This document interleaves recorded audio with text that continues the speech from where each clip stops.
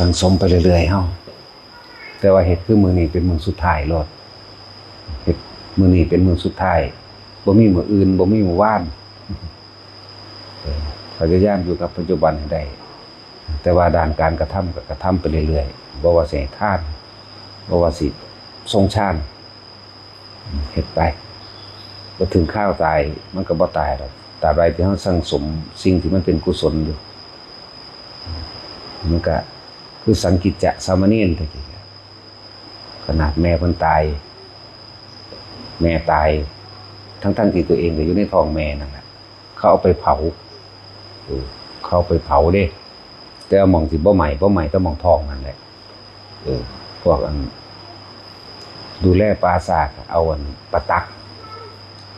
แท่งมันใหม่แต่ว่าท้องแตกปุ๊บล่างศพเด็กน้อยก็กระเด็นขึ้นไปข้างอยู่ปลายหญ้าคาสั่นแหละบาดสิบ่ตายก็บ่ตายได้คนสิบรรลุธรรมเฮ็ดจังได๋ก็บ่ตายหลายองค์อยู่เด้ที่เป็นลักษณะนี้นั่นแหละจึงเรียกว่าบุญนั่นแหละเป็นเครื่องปกป้องคุ้มครองเขาเองเรื่องบุญญาฤทธิ์ของเพิ่นสังกิจจะสามเณรเพิ่นสิมีห้อยแท่งตาอยู่ข้างซ้ายนิดหน่อยนั่นแหละมันก็เป็นอีกเรื่องนึงที่ว่าถึงข้าวมันสิบรรลุธรรมจริงในสานั้นแม่นผู้ใดสิพยายามขาดก็บ่ตายแม่นสิถือปลากินก็บ่ตายแม่นสิถือพ่อแม่ตายเขาเอาร่างแม่ไปเผาทิ้งแต่ว่าตัวเองก็อยู่ในขั้นน่ะเหมือนกับว่ามีแก้วเหมือนกับว่านอนอยู่ในลูกแก้วที่บ่มีอันตรายทำใดเลยนั่นแหละถึงว่าคำว่าบุญญาฤทธิ์มันก็เป็นแบบนั้นล่ะสั่งสมไปเลยเถอะจะสั่งสมแบบบ่เอานั่นแหละบ่ได้หวังว่าทำทานอันนี้สิได้เป็นเศรษฐีบ่ได้หวังว่าทำบุญอันนี้สิได้ไปสวรรค์ บ่ได้หวังว่าสิได้เกิดมาเพื่อสิเป็นผู้ยิ่งใหญ่ผู้มีอำนาจจะฟ้ามหากษัตริย์บ่ได้หวังทำเฉยๆเฮ็ดทิมๆเฮ็ดบ่เอาเฮ็ดบ่หวังบ่ว่าสิเป็นทานส่วนเรื่องศีลนี่เอาในลมหายใจโลดเอาส่วนเรื่องศีลบอกเคล็ดลับเอาเลยลมหายใจนี่ทรงฌานด้วยอาการปิตินี่เป็นเลยบริสุทธิ์เลยนะส่วนปัญญาก็เห็นอนิจจังทุกขังอนัตตาน่ะปัญญาก็เลย เหมือนโสปกะสามเณรครับนี่ก็อีกองค์หนึ่งแม่ตายอาเลยเอาไปเลี้ยงบ่แม่นแม่ตายเว้ยพ่อตายอาเพิ่นนั่นแหละก็เลยเอาไปเลี้ยงมื้อนึงก็เกิดทะเลาะกันกับลูกชายของอาเองนั่นแหละก็ธรรมดาคนมันว่างคิดว่าท่านจะเป็นก็เลยสร้างลูกพี่ชายนั่นแหละมีความโกรธโมโหอย่างแรงกล้าเอาเด็กน้อยนี่เอาโสปกะนี่ไปฝังดินไว้ก็หวังไว้ว่าสิให้พวกหมาป่ามากัดกินนั่นแหละฝังบ่แม่นฝังทั้งดิบเบิดหัวดอกฝังระวังหอดระวังกลางอกนี่แหละฝังไว้ตกกลางคืนมาคนเด็กน้อยมันก็ย่างมันก็ห้องมันก็ให้สัตว์ต่างๆหมาป่ากับมาห่มว่าสิกัดกินนั่นแหละแต่ว่าอย่างว่าคนมีบุญเฮ็ดจังได๋บ่ตายหรอกจังซั่นถึงว่ามีคนเอาไปเลี้ยงใหญ่ขึ้นมาแล้วก็ได้ไปบวชแต่ผู้นี้บรรลุอรหันต์รู้สึกว่าโกนผมอยู่ครั้งที่3นึงเองสามเณรน้อยๆบรรลุอรหันต์แต่ว่าเพิ่นเป็นหนึ่งในสามเณรน้อยที่พระพุทธเจ้าได้แต่งตั้งบวชให้เป็นพระภิกษุเสมอกันกับภิกษุหมู่เถระทั้งหลายนั่นล่ะเพราะว่าเพิ่นน่ารักเพิ่นเป็นคนน่ารักกับอีกอย่างหนึ่งเพิ่นมีปฏิภาณไหวพริบมาก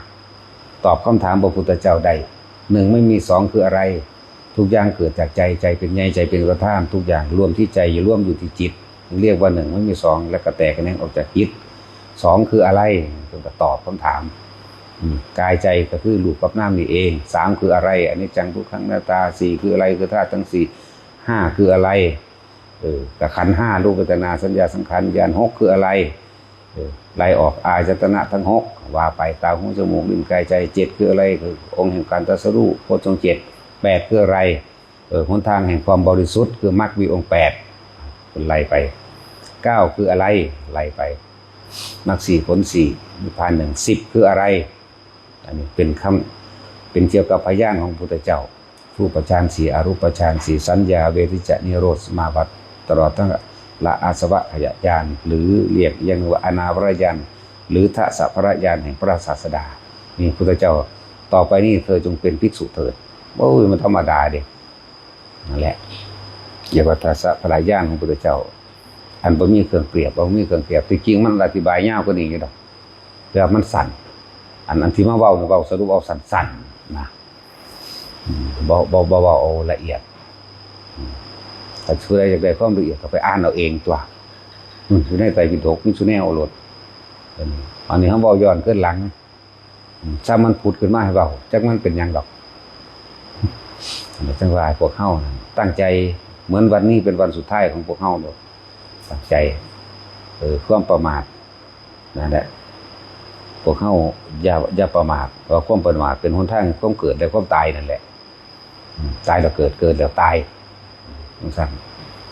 ให้ทุกคนทำความเคยชินอยู่กับลมหายใจอยู่กับการทรงฌานอยู่กับจุดอุณาโลมก็ว่าไปเฮ็ดอยู่จังสั่นแหละมาถึงข้าวตายก็บ่ตายคืออธิบายมาเรื่อยๆนั่นแหละผู้ใดตายในลมหายใจได้มันบ่มาหรอก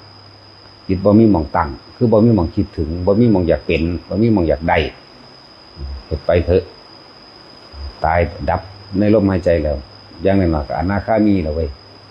ส่วนพวกทรงฌานได้มั่งบ่ได้มั่งเลือกเอาพรหมโลกโลดมันไปของมันเองดอกมันเฮาบ่อยากไปมันก็ได้ไปหรอกจังซั่นว่านี่ว่าให้ทุกคนเห็นคุณค่าของลมหายใจตัวเองเห็นคุณค่าของการทรงฌานอันใดก็สร้างผู้ใดบ่มีฌานผู้นั้นก็บ่มีญาณก็แล้วกันนาจังซั่นฌานมันเป็นการทำให้เกิดสมาธิจิตตั้งมั่นเมื่อจิตตั้งมั่นแล้วมันก็เกิดการยังรู้ต่างๆหรือรู้ตามความเป็นจริงในสิ่งทั้งหลายทั้งปวงต่างๆว่าญาณรู้อนิจจังทุกขังอนัตตานั่นแหละรู้ว่าจิตกำลังไปกำลังคิดเรื่องนั้นเรื่องนี้ก็ดึงขึ้นกลับมาให้มันเพ่งอยู่ในหม่องเดียวว่าไปอธิบายตลอดนั่นแหละยังก็ดีแต่ว่าจะลืมว่าคนทรงฌานจะเลื่อนฌานแม่นบ่บรรลุยังก็สั่งเถอะอย่างน้อยพรหมโลกอย่างหน่อยนั่นแหละที่ว่าอย่างหน่อยคือพรหมปริสัชชาแปลงสั่งปะโรหิตามหาพรหมมาก็ไล่ขึ้นไปเรื่อยๆชั้น1 2 3ก็ว่าไป4ก็ว่าไปจึงเห็นเพราะว่ามันเป็นทุกคนเฮ็ดได้เลยบอกให้ทุกคนทำสิ่งที่ง่ายทำสิ่งที่ง่ายบุญเกิดขึ้นได้ง่ายๆจากลมหายใจเฮานี่เองบุญคือความสงบเย็นถ้าบุญเกิดจากการให้ทานมันคือจังชินจังการขอกันแลกถ้าว่าบุญเกิดขึ้นจากการรักษาศีลมันก็กังวลใจบอกเคล็ดลับมันโลดทั้งศีลทั้งสมาธิทั้งปัญญาบารมี10ทุกอย่างอยู่ในลมหายใจเฮานี่อยู่ในหูดังเฮานี่โลดอันใดที่บ่คิดในความอยากได้อยากดีอยากมีอยากเป็นเอิ้นว่าสงบเย็นแล้วเอิ้นว่าบุญส่วนการดับคือดับความคิดบ่อยากบ่ปรารถนาหยังอีกเอิ้นว่านิพพานเลยล่ะนั่นแหละเป็นหนทางผู้ใดบ่มีฌานผู้นั้นก็บ่มีญาณเอาล่ะพอ